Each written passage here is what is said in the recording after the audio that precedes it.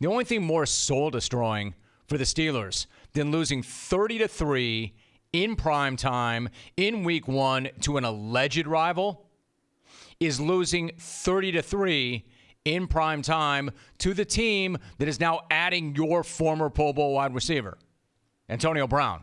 That's right. In case you didn't hear, Antonio Brown, a wide receiver from Central Michigan who was a free agent, signed with the Patriots over the weekend.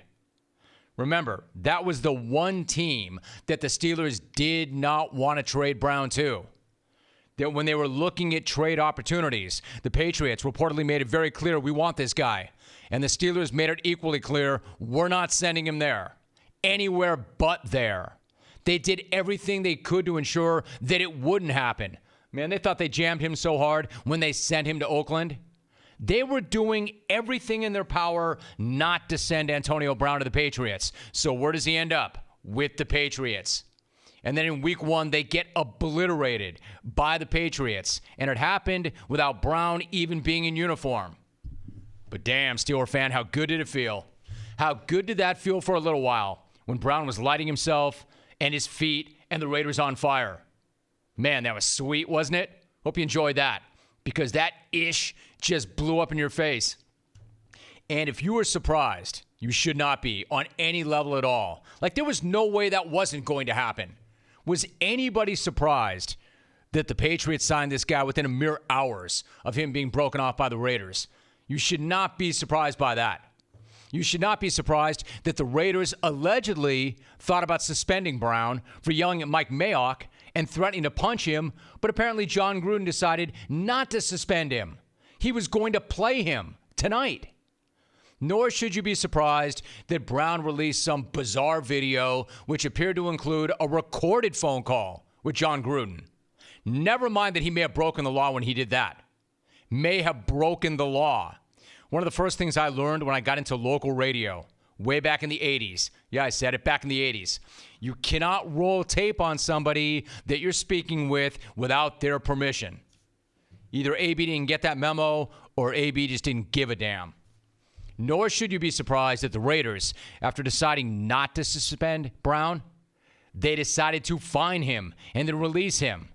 And most of all, you should not be surprised that it's the Patriots who got him. That was like the most obvious, most predictable thing ever. It was so obvious, it had already become a corny joke a few weeks earlier. Now, for this whole morality thing, this whole notion that the Patriots are rewarding horrible behavior, have you seen what Bob Kraft was up to during the postseason? Morality and rewarding good behavior / punishing bad behavior does not come into this at all. If you're looking for an NFL team to be some beacon of morality, you're begging. And you're really begging if you think that it's going to come from a team run by Bob Kraft, who was allegedly paying sex workers in a strip mall on the day of the AFC title game. You think the Patriots really give a damn about what Brown did in Oakland? And unlike every other team in the league, they aren't worried about having to justify signing a guy days after he allegedly threatened to assault a team employee. Any other team would have their head coach and their GM at a press conference trying to spin how they believe that Brown is really not that guy. Brown is a changed person since the incident. He truly regrets what happened. That's not who he is. No, Patriots aren't doing that. Everybody else would, but not the Pats. They're just going to have Belichick get up in front of the media, grunt a few times, refuse to answer the question, and then it's over. Just like that. And then everybody will rush in and cite Corey Dillon and Randy Moss and talk about the New England car wash and talk about how that's the perfect place for quote-unquote troubled players to go. And while they're making that argument, they'll conveniently forget about guys like Chad Ochocinco, Kenny Brett, and Michael Floyd, who didn't work out there. Albert Hainsworth, who didn't work out there. I mean, sure, it's a no-brainer for the Pats. I'm not saying they shouldn't. I'm saying just don't be surprised if they did. It's a no-brainer. They lose nothing. They risk almost nothing at all. And in doing it, they tell you everything. Anyone who was going to sign Antonio Brown was making a value statement. And that's what the Pats did. And again, I'm not bashing them for doing it. I just don't need the Patriots or any Pats fans coming in here with a holier-than-thou attitude of, we do things the right way around here. That's not what they're about. You know what they're about? They're about winning. Fine. Just own it. Don't come in here holier than thou and talk about how we do it the right way. This is what we're about. And you're about one thing, winning. And also, don't come in here and tell me what a brilliant maneuver that was by Antonio Brown. That he's some kind of diabolical mastermind because all of a sudden now he's in New England. A much better situation than he was in with Oakland. I mean, sure, I'll give you this. It is weird as hell and quite a coinky-dink that he ended up with the team that he wanted to be traded to in the first place. Pretty weird also, and a coinky-dink, that it happened so quickly after he got released. But you're telling me that the guy who somehow managed to get frostbite on his feet in the summer is playing some sort of version of three-dimensional chess? You're telling me that this was AB's plan all along. You're telling me that from the moment he was traded to Oakland in March, he always planned to bomb out in Oakland. You know, plan to get frostbite, plan to talk about a feet circumcision, make a complete and total ass of himself in the process, just so he could get to New England. That this was a plan, this was a strategy, that the guy had a contract that guaranteed him $30 million, and now he has one that guarantees him $10 million. That he just lost $20 million, that's a rocket scientist at work? Come on. Even worse is this report that he allegedly sought out the help of social media consultants to figure out ways to get himself released from the Raiders. Are you serious about that?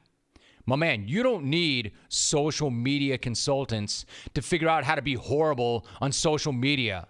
Millions of people are doing that every single day, and they're doing it for free.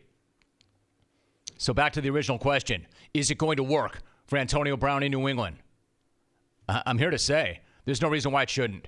There's no reason why it shouldn't except for the fact that he is Antonio Brown. And the only guy who looks worse than Brown is Gruden. Of the two guys who've been involved in this saga for the last 6 months, Gruden is the one whose rep has taken the biggest beating. Like, everybody knew Antonio Brown was like this. Everybody knew who he was after we saw how he handled himself in Pittsburgh. Some people, though, were still clinging to the belief that Gruden knew what he was doing, that Gruden was that tough guy who had that hammer in Oakland, that Gruden would handle Antonio Brown. Instead, what does he do? He sends a third-round pick and a fifth-rounder for a guy who never played a single down, which is a great chaser to the Martavis Bryant trade, where he sent a third-round pick to Pittsburgh for a guy who ended up getting 18 receptions and then suspended indefinitely by the league. Pittsburgh 2, Gruden nothing. And then add to the fact that he left his GM out to dry after allegedly being threatened by that player, and the fact that he completely embarrassed himself as a coach and an authority figure by allowing Brown to do whatever the hell he wanted. Even saying after he taped him, even after saying that he thought it was, quote, awesome. He said that. After he taped him and put it on social, Gruden said, quote, oh, that's awesome. What's he got to show for any of this? Nothing. Well played, Chunk. Well played indeed. You got exposed on every single level over the last 6 months. If I were you, John, I'd win tonight. You better go out there and find a way to get it done tonight to try to change the subject. Brown wasn't exposed. We already knew who he was. He made that really clear in Pittsburgh. Except we still thought that Gruden was that guy. Not after that experience.